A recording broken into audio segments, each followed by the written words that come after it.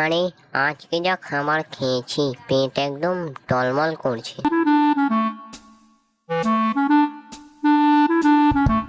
বাঁচাও বাঁচাও। আরে কে চিৎকার করছে?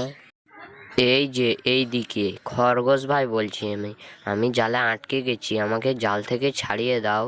আমাকে জাল থেকে ছাড়িয়ে দিলে তোমাকে আমি একটা বীজ দেবো, যেই বীজের গাছে ফলের বদলে আইফোন ধরবে। তুমি কি আমাকে পাগল ভেবেছো?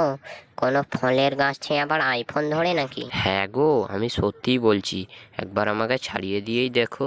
ঠিক আছে, এমনিতেও আজকে আমার পেট ভর্তি আছে, যাই তোমাকে ছাড়িয়েই দিই। ধন্যবাদ শিয়াল ভাইয়া, এই নাও তোমার বীজ। আর এইটাকে নদীর জলে 3 বার ধুয়ে তারপর লাগাবা। আমি এখন যাচ্ছি, আমার খুব তাড়া আছে। ঠিক আছে যাও, আমিও এইদিকে দেখি তুমি সত্য বলছো না মিথ্যা। বেশ গো, যাচ্ছি, আবার পরে দেখা হবে, বাই।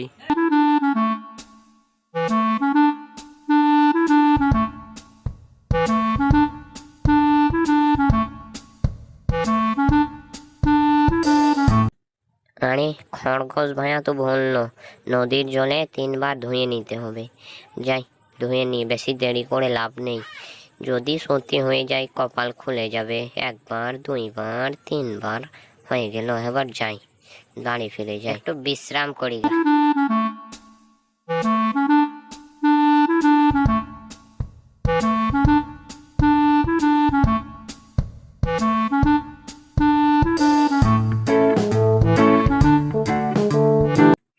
এ, এ, এ, এ, ফেলে দিয়েছি। হয় হবে, না হয় না হবে, আমি একটু বিশ্রাম করি বাবা, অনেক খেয়েছি।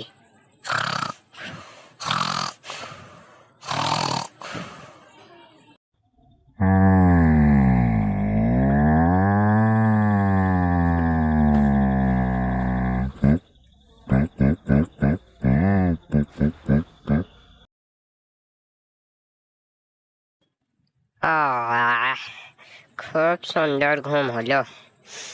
আহ খেয়ে দিয়ে ঘুমের মজাটাই আলাদা। আরে এটা কি দেখছি, এ তো আমার কাছে সত্যি আইফোন ধরে গিয়েছে, তাও আবার 1 রাতের মধ্যেই বড় হয়ে গেছে। আরে এবার আমি কি করব? যাই বাঘমামার কাছে যাই, বাঘমামাকে ব্যাপারটা জানাই গেছি।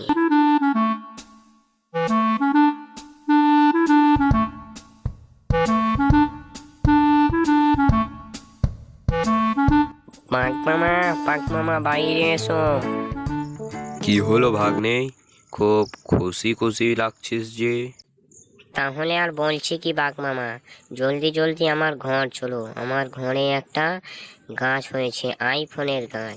বলিস কি? চত গিয়ে দেখি সত্যি না মিথ্যা।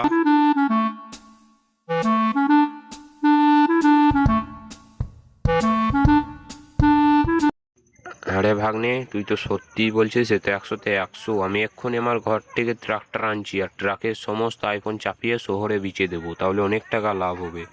তাড়াতাড়ি আসবে বাঘমামা, আমি অপেক্ষা করছি। হ্যাঁ হ্যাঁ, পিছিয়ে পিছিয়ে নিয়ে এসো, হ্যাঁ হ্যাঁ। হ্যাঁ এইদিকে এগোক এগোক, হ্যাঁ হ্যাঁ, এবার দাঁড়িয়ে যাও দাঁড়িয়ে যাও, আর নয় আর নয়। আরে ভাগ্নে, চাপাতে শুরু কর। হ্যাঁ হ্যাঁ মামা, তুমি গাড়িতেই অপেক্ষা করো, আমি 5 মিনিটের মধ্যে সব ভরে দিচ্ছি। মামা সব ফোন চাপানো হয়ে গিয়েছে, চল এবার বাজারের দিকে যাওয়া যাক।